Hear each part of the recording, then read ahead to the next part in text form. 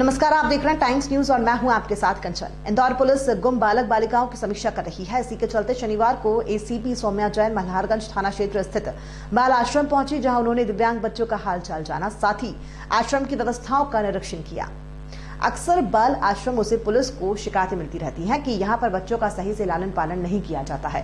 कई बार दुखद दुर्घटनाएं भी सामने आती हैं। इसी के चलते इंदौर पुलिस अब बाल आश्रमों का निरीक्षण कर रही है, जिसके चलते शनिवार को मल्हारगंज थाना क्षेत्र स्थित बाल आश्रम पर एसीपी सौम्या जैन और थाना प्रभारी राहुल शर्मा निरीक्षण करने पहुंचे, जहां उन्होंने आश्रम में चल रही गतिविधियों का निरीक्षण किया।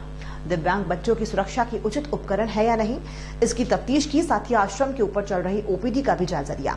इस दौरान एसीपी सौम्या जैन ने मीडिया से चर्चा में कहा कि मल्हारगंज थाना क्षेत्र स्थित बाल आश्रम में लंबे समय से दिव्यांग बच्चों को रखा जा रहा था, लेकिन यहां से कुछ सूचना मिली थी कि उसके लिए आज निरीक्षण करने पहुंचे थे, लेकिन यहां पहुंचकर देखा कि बच्चों की सुरक्षा के लिए सीसीटीवी कैमरे लगाए गए हैं और अब कुछ दिनों से यहां पर कोई दुर्घटना सामने नहीं आई है। हालांकि सौम्या जैन ने बताया कि यहाँ पर पूरे देश से दिव्यांग बच्चे आए हुए हैं, जिनका भरण पोषण किया जा रहा है। वहीं कोरोना काल को देखते हुए भी गाइडलाइन के पालन करने की हिदायत दी गई है।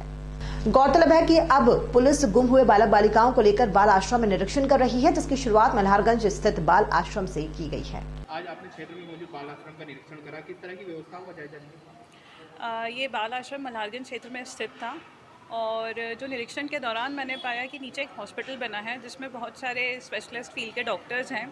जैसा ये मैडम ने भी बताया है, ये पूरा यहाँ का जो सुपरविजन कर रही हैं कि अलग अलग स्पेशलिस्ट डॉक्टर्स बैठ रहे हैं, जो ओपीडी जनरल ओपीडी जो है आम लोगों के लिए काफ़ी रियायती दरों में है। लोग आ रहे हैं, विज़िट कर रहे हैं। और साथ ही साथ जो हमारा मेन उद्देश्य जो मुझे यहाँ पर आने का था कि हमारे यहाँ पे हम जो गुम बालक बालिकाओं की समीक्षा कर रहे थे, उस दौरान यहाँ की कुछ हमको जानकारी लगी थी।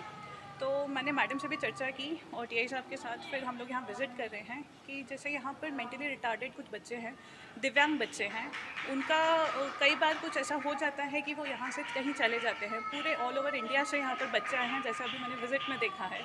तो उन बच्चों से इंटरेक्शन करा, उनसे जो उनमें जो स्किल्स लैक करते, कुछ ऑटिज़म के बच्चे हैं, कुछ अटेंशन डिफिशेंसी के बताया था इन्होंने, उसके बच्चे, उनसे चर्चा करी। यहाँ पर डेफिनेटली इन पे ध्यान दिया जा रहा है। खाना, रहना, सोना, पीना, जो एक दिव्यांग बच्चे को आवश्यकता होती है, उसका यहाँ पे इन्होंने अच्छे से केयर टेकिंग की जा रही है।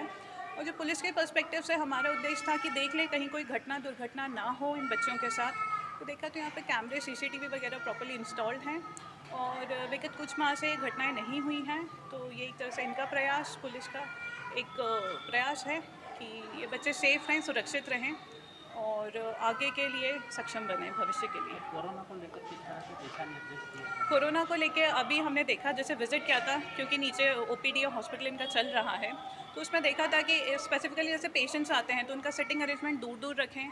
नंबर ऑफ़ पेशेंट्स को ये एक एट अ टाइम उतने ही रखें। बाकी इनका जो कॉरिडोर का एरिया है वो बड़ा है, तो वहाँ पर भी इन्होंने सिटिंग अरेंजमेंट कर लिया है, जिसमें यदि एक साथ पेशेंट्स की संख्या बढ़ती है तो कुछ दूरी में रखें। कोरोना में सबसे इंपॉर्टेंट होता है सोशल डिस्टेंसिंग का, तो उसका भी हमने बात करके इनसे चर्चा की है और ये पहले से इस चीज़ का भी कोशिश करें, इम्प्लीमेंट करें कि सोशल डिस्टेंसिंग का पालन हो और साथ ही साथ इन बच्चों की भी सेफ्टी बनी रहे, क्योंकि सभी पेशेंट्स आएंगे।